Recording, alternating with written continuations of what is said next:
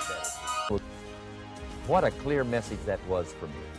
He said, if you'll change your philosophy, if you'll change your habits, if you'll refine your thinking, if you'll change and accept some new disciplines, if you'll turn the corner where you've been in the past, go for a new life for the future, he said all kinds of remarkable things will happen for you if you will change.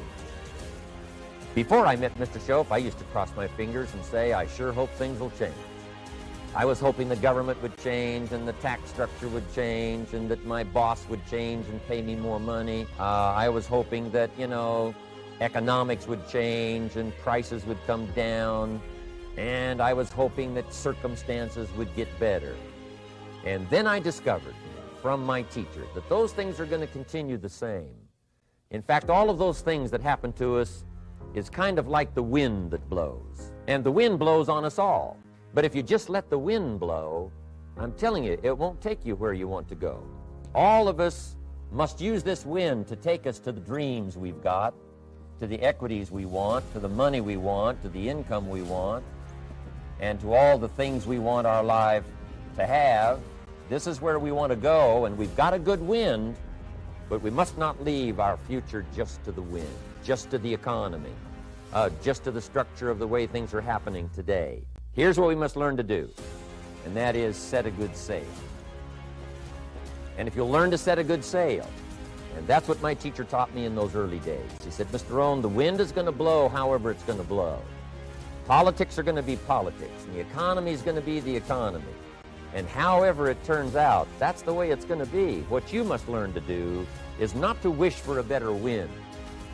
That's naive. The key is to wish for the wisdom and the skills and the learning so that you can set a better sail. And so that's what I did at age 25. I went to work not on the economy. I went to work not on the community. I didn't go to work to try to change the government. I didn't go to work to try to change my boss or the company.